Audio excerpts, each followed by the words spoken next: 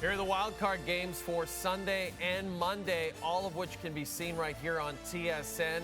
Broncos in the playoffs for the first time since winning the Super Bowl in 2016. They'll face the Bills. The last three games, NFC affairs, Packers, Eagles.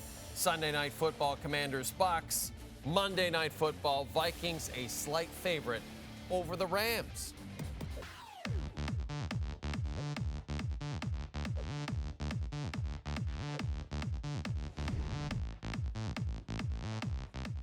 Joining us from his ayahuasca hut somewhere in the province of British Columbia.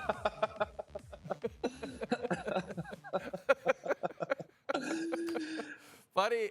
Sometimes you got to do it, Jay. I get it. Sometimes you got to look inward, you got to look inward. Tell us about, I'm sure people are wondering, we can get a close-up shot of you. It looks like you have a sunburn, but you don't have a sunburn, do you? It's not a sunburn. It's not a sunburn. Might be a windburn. I'm not exactly sure. I attempted to go surfing today, Jay, and let's just say it was an epic failure from a performance standpoint, but from an enjoyable standpoint and the windburn, if you will. Unbelievable day. Certainly not negative 19 with the wind chill here in British Columbia. Yes, it is beautiful there. And these are the days I wish I was there, buddy. I really do. It's not warm here at Scarborough. It's not going to be warm in Buffalo either, and I think that's just how Bills fans would want it. They will take on the Broncos this weekend. Buffalo, an 8.5-point favorite. I know you feel like most people do that the Bills will win this one, Luke. But if Denver is going to win this thing, what would they have to possibly do to win it? So, Jay, again, heavily lean here towards Buffalo. There's really only one scenario that I can see Denver pulling off an upset, and it simply is you got to do one thing. That's keep Josh Allen off the field. So, to me, your best shot, and Denver does not run the football, really well or excellent, I would say. They're a kind of middle-of-the-pack team. But you've got to, all hands on deck, offensive line, kind of the trio of running backs to have, find a way to average about 5 yards per carry in this game. And all of a sudden then you go on and you're having these long sustained drives, if you will, where Josh Allen's on the bench, he's not playing, he's not dicing your defense up, and maybe, just maybe then, could this thing be tight, you get a turnover, something to that effect, the ball bounces your way, and you're in it. But again, the best way to beat the Buffalo Bills is to take the best player in the NFL right now, Josh Allen, off the field. And I think the easiest way to do that is to try and attack probably the weakest part of the defense, which is Buffalo's run defense, and try and just have long, slow, boring, methodical drives that chew up 6-7 minutes of clock, keep Josh on the sideline, and hope for the best. The other 2 versus 7 matchup is Packers-Eagles. We've talked about it. The status of Jalen Hurts still kind of up in the air. Whether or not Hurts plays or not, it's going to be up to the Packers to pull off an upset here. What are they going to have to do to make that happen, Luke? So, it's funny. We talk about run game, and we just mentioned it with the Bills and the Broncos, and you're going to hear this throughout the playoffs from me, Jay. January, season's been long, bodies are beat down. Who can be the more physical team up front? In the big matchup here, if the Pack want to have a shot, they got to slow down or try to eliminate Saquon Barkley. And you know what? Green Bay right now, as far as against the run on defense, yards per carry, they're tied for third in the NFL. They're giving up an even 4.0 yards per carry. So I sit here and say, listen, Jalen Hurts has been hurt for a couple of weeks. He's had his issues this year. It was about a month ago where him and A.J. Brown were feuding, if you will, through the media about what they need to work on. I can see Green Bay making this a real tough game if they can somehow find a way to slow down Saquon.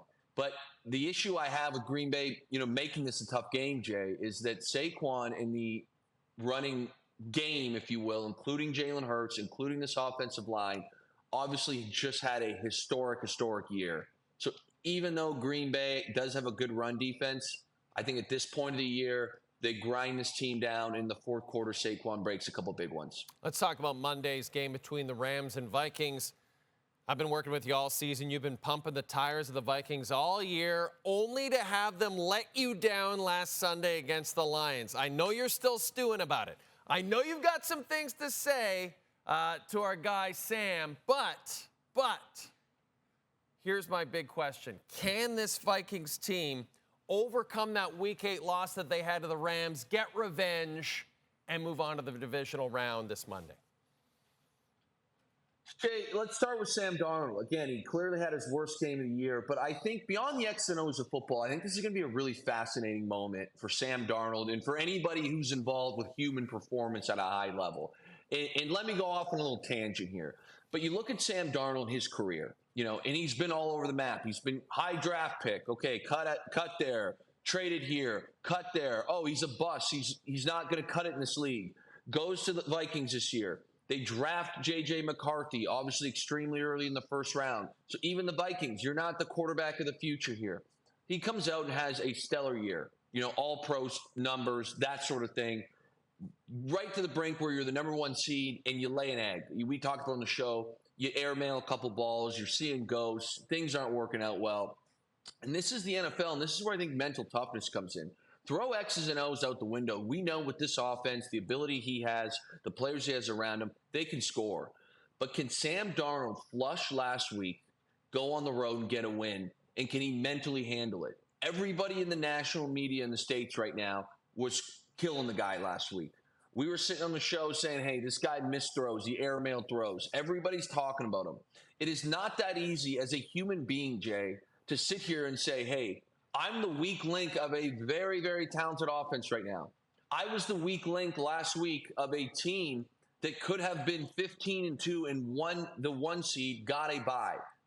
He needs to show more so than ever this week that he can handle all the pressures it takes to be a potential Super Bowl winning quarterback in this league. He's got to go on the road. He's got to go into LA or potentially Arizona, depending on where they relocate or if they do, and find a way against a very young, hungry Rams team that's probably going to score points against you because Matthew Stafford, we talked about this, veteran quarterback going against Brian Flores' defense, and he needs to find a way to ball out.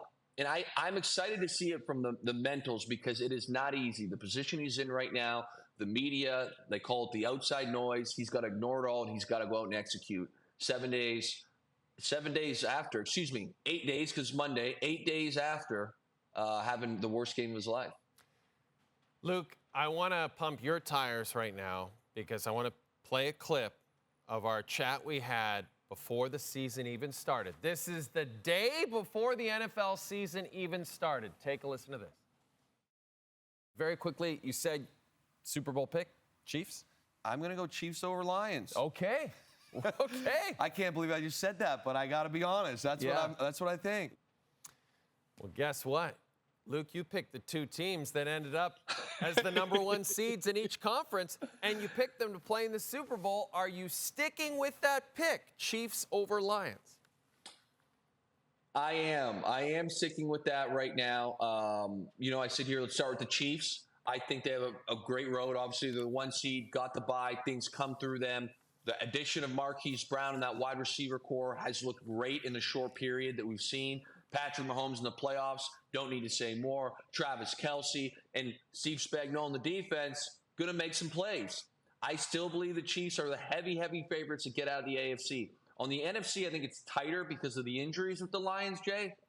But after the game they just put up against the Vikings, they got another week to get healthy. Dan Campbell is feeling himself. The riverboat gambler himself seemingly never misses these days. I think the Lions are a bit of a team of destiny at this time. And the crazy thing is, if you want to beat the Lions, you have such a small chance to do it. I think we saw that last week. If the Lions get up early, boy, can they just blow teams out. The offense gets rolling, and it's look out. So I'm sticking with it. That would be my Super Bowl matchup. I like the Chiefs to beat the Lions. And I can tell you this, if that is the case, Detroit, Windsor, Chatham, Ontario, all the way up to London, Ontario, going to be a lot of kids watching that Super Bowl, watching the Detroit Lions. Yep. That's going to be an amazing thing. Hey, enjoy the rest of your time in your cabin there. It looks super cozy. I mean, I wouldn't blame you if you never came back at all because it looks a lot more cozy than this studio is right now. You know, Jay, I at least could wait out the winter here for sure. When I was pulling into Pearson a couple of days ago, I could barely see through my windshield. Again, I think it was negative 15 that day with the wind chill. And when I landed in Vancouver coming out here, I was like, man, I'm not really sure what I'm doing in Ontario right now. That thought has definitely crossed my mind. We'll get into that in more depth when you come back here, because I'm sure you'll have a few things to say. Thanks, buddy. We'll see you this weekend, okay? Can't wait. Looking forward to it. The NFL playoffs also kicking off Saturday on TSN. Chargers 2.5-point favorites in Houston. That's followed by the Ravens favored by 9.5 at home to the Steelers.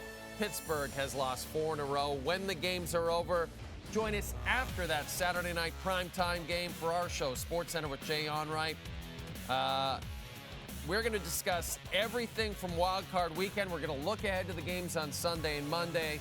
We follow every NFL primetime game, even Saturdays, even though we appear to have misspelled Saturday.